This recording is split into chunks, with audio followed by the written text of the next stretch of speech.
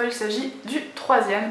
Et on se retrouve avec la fameuse poupée maléfique. J'ai voulu faire quelque chose qui soit un peu plus effrayant si l'on veut par rapport à mes deux derniers tutos qui étaient quand même plutôt soft.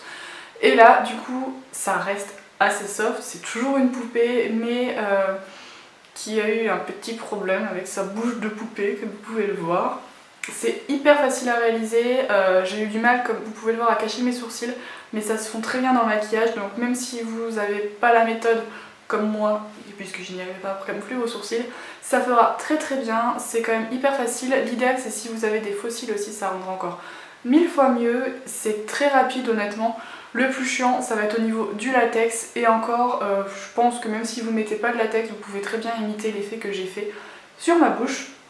Donc sur ce, je vous laisse avec le tuto make-up et on se retrouvera du coup vendredi, puisque cette vidéo sera postée mercredi. Vendredi on se retrouvera avec le dernier tuto Halloween qui sera carrément différent. Je vous laisserai voir. Sur ce, je vous fais plein de bisous et je vous laisse avec le tuto. Bye! Donc avant tout, j'ai essayé de camoufler mes sourcils avec de la colle et du fond de teint, mais pour cela vous avez plein de tutos sur internet, c'est beaucoup plus simple, d'autant plus que moi je n'y suis pas vraiment bien arrivée. Donc là on va appliquer du fond de teint, si vous pouvez prendre un fond de teint qui soit plus clair que votre carnation. Moi c'était pas le cas, du coup j'ai pris mon fond de teint classique et j'ai rajouté un petit peu de peinture blanche pour blanchir mon teint.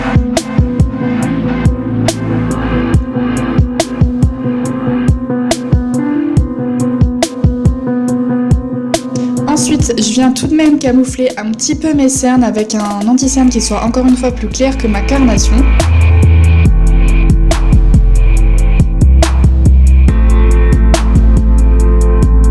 Puis je viens quand même poudrer le tout puisque là je ne voulais pas du tout qu'avoir un look qui brillait, mais je voulais vraiment avoir un teint de porcelaine.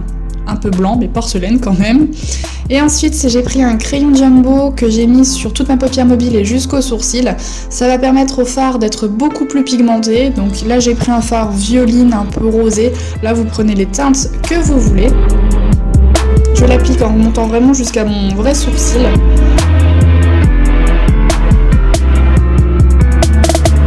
Ensuite avec un autre pinceau je vais créer un coin externe, donc comme vous voyez je vais remonter cette couleur là jusqu'au sourcil pour vraiment donner l'impression d'œil très très grand. Et cette couleur là je vais la passer sur mon sourcil et ramener au coin interne de l'œil.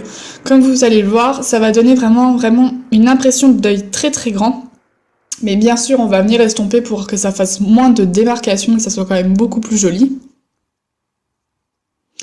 Ensuite, on passe à on réapplique plutôt, excusez-moi, de la couleur sur la paupière mobile puisque des fois ça peut s'estomper. Et là, enfin, cette fois-ci, on passe à l'eyeliner.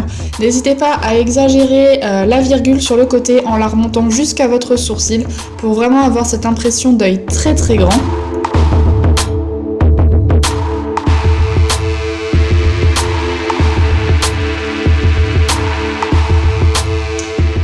On passe au mascara. Si vous pouvez appliquer des faux cils, ce qui rendra 1000 fois mieux, surtout si vous en avez des dramatiques. Mais moi, j'en avais pas. Du coup, je me suis contentée de plusieurs couches de fond de teint et finalement, ça le faisait quand même plutôt bien. Ensuite, avec un crayon blanc, vous venez colorier le dessous de votre œil pour vraiment donner l'impression que votre muqueuse commence plus bas. Pour avoir des grands yeux de poupée. Et ensuite, avec un fard à paupières brun, vous venez repasser les contours du blanc au ras de cils. Ça fait comme si ça crée un nouveau ras de cils inférieur et du coup ça donne des yeux beaucoup plus grands. Ensuite, si vous avez des faux cils, vous pouvez en appliquer. Moi, j'en avais pas, encore une fois. Du coup, j'ai créé des petits cils avec un eyeliner noir. Et ensuite, on vient créer nos faux sourcils. Donc là, c'est la forme que vous souhaitez. Moi, j'ai donné une forme assez classique et j'ai fait ça avec de la poudre en essayant de donner un côté assez réel en créant comme des petits sourcils dedans, mais c'était pas évident. Ensuite, j'ai appliqué du rouge à lèvres rouge et un blush très très rose, mais vraiment sur le bombé de la pommette pour avoir un côté très poupée. Ensuite, je suis venue recouvrir mes lèvres avec du fond de teint puisqu'on va leur donner une nouvelle forme.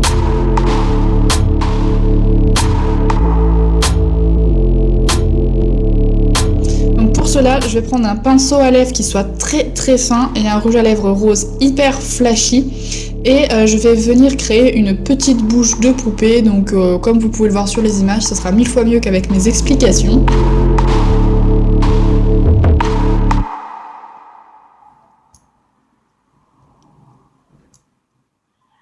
Vous venez remplir l'intérieur de vos lèvres et vous finissez avec encore une fois le petit pinceau.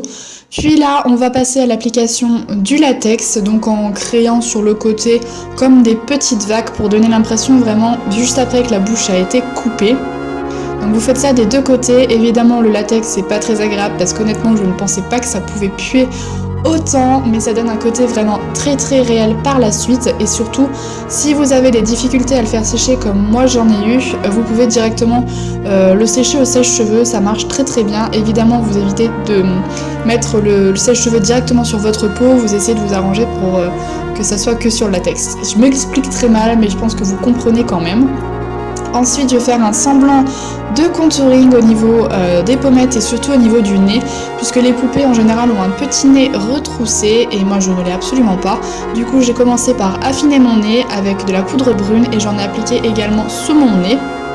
Ensuite, l'étape la plus délicate, ça va être de venir percer le latex au centre. Alors là, vous prenez ce que vous voulez, un petit ciseau. Moi, j'ai pris un petit crayon qui a un bout pointu. Et vous venez percer donc le milieu du latex. C'est là où c'est vraiment important d'avoir mis du latex en couche assez épaisse parce que c'est beaucoup plus simple et ça donnera un côté plus réel. Évidemment, vous faites attention pour ne pas enlever le latex complètement de votre visage. Et ensuite, vous prenez de la peinture rouge ou un rouge à lèvres rouge, suivant ce que vous avez. Et vous venez remplir les petits trous du latex. Et évidemment, vous n'hésitez pas à déborder sur le blanc pour plus qu'on le voit et ça donnera un effet qui sera encore plus réel. Il faut absolument plus qu'on voie de blanc du latex. Ensuite, vous prenez un autre pinceau et vous rajoutez du noir parce qu'en général, le sang n'est pas aussi rouge que la peinture que j'avais. Du coup, ça permet de noircir et de donner un côté qui sera encore une fois beaucoup plus réel.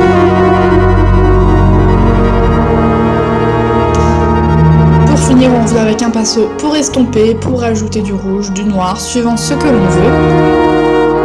Et enfin, on va rajouter du faux sang. Alors là, moi j'ai pris le bout d'un pinceau parce que sinon j'allais mettre du faux sang partout et vous le laissez couler sur vos joues pour que ça donne un effet très réel. Vous n'hésitez pas aussi à l'estomper pour que ça donne vraiment l'impression que c'est encore ouvert, que les plaies sont encore béantes. Vous en rajoutez également sur les coins internes des bouches pour un effet encore plus réel. Pour terminer, vu que j'avais pas de faux cils, j'ai créé des petits cils avec un eyeliner noir sur ma paupière mobile et donc voilà le tuto.